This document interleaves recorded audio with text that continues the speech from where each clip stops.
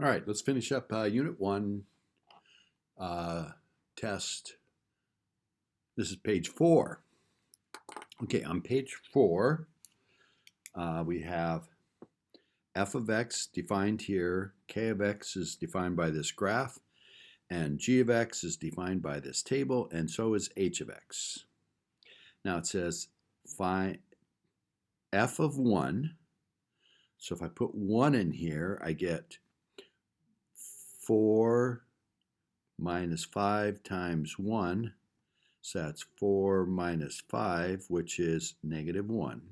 So f of 1 is negative 1, and I have to find h of that.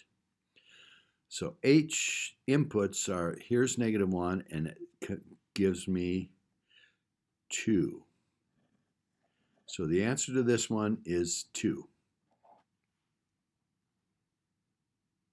This says find f of negative 2 and g of negative 2 and subtract those. We're doing f of negative 2 and g of negative 2, and we've got to subtract them. So negative 2 into f. See, that would be 4 minus 5 times negative 2. 5 times negative 2 is negative 10. 4 minus a negative 10 is 4 plus 10, or 14 minus g of negative 2. G of negative 2 is 1. So 14 minus 1 is 13.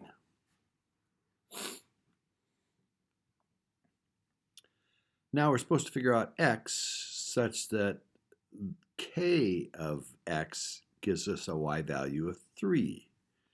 A y value of 3 comes from an x value of 4. If x is 4, k of 4 is 3. Now it says find g of 0. So 0 into g is 3. So we have to find f of 3 and then find k of that. So f of 3,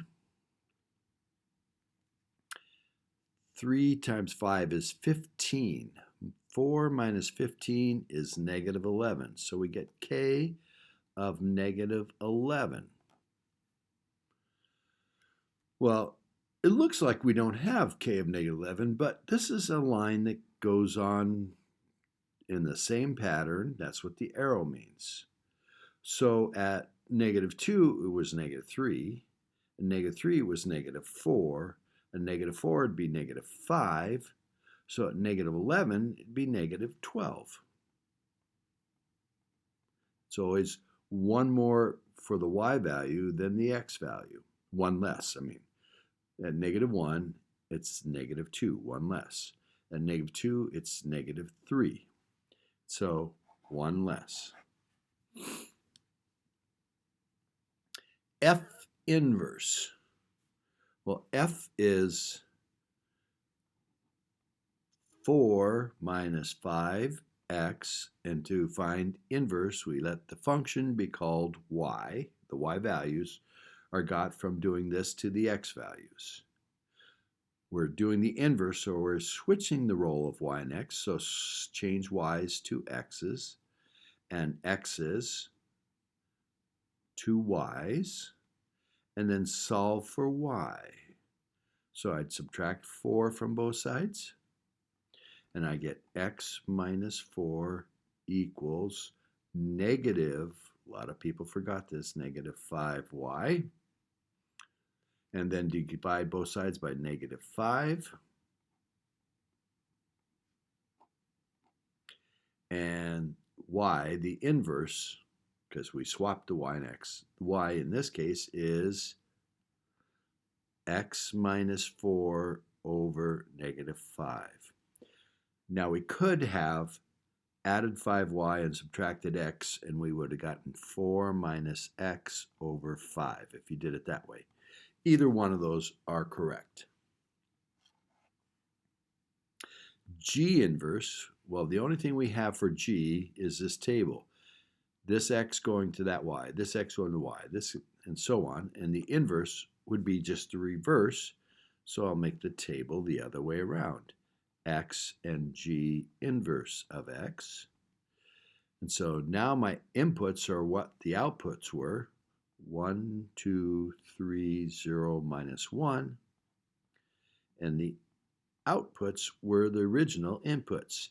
Negative 2, negative 1, 0, 1, 2. Oop. The outputs become the inputs, and the inputs become the outputs in the inverse. Didn't do that where you could see it. Now, H inverse would be the same thing.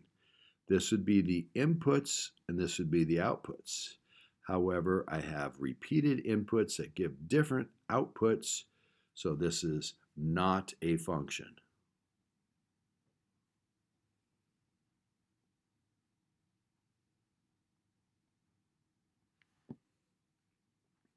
And finally, we got to do G inverse of 3.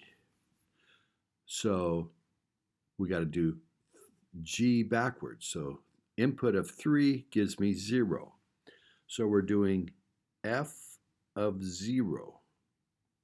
Well, if I put 0 in for the x, we get 4 minus 0, which is 4.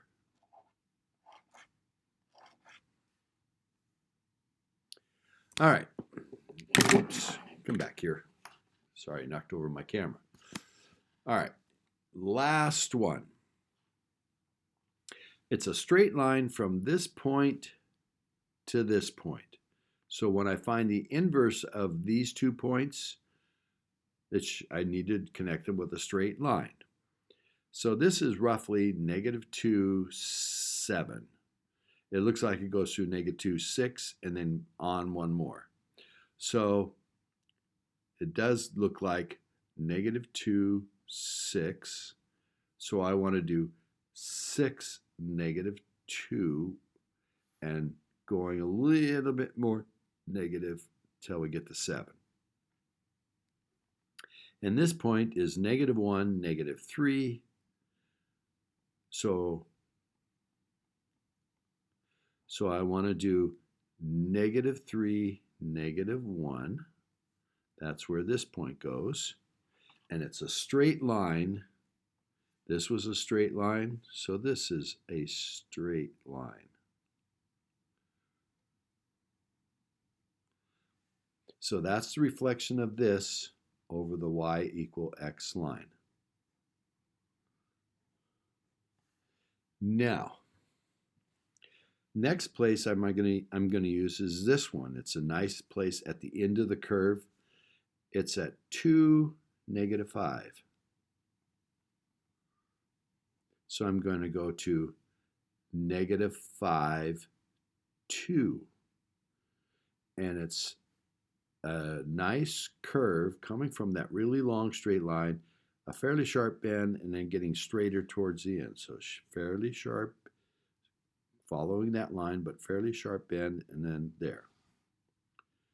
That's this over this becomes that. And then finally it ends at 6, negative 5.5-ish. 6, negative 5.5 approximately. So I got to go to negative 5.5 and up to 6. And that's where it ends. And that piece is a straight line. So it goes there, does a curve, and goes to there. And that was 4 points. And that's it.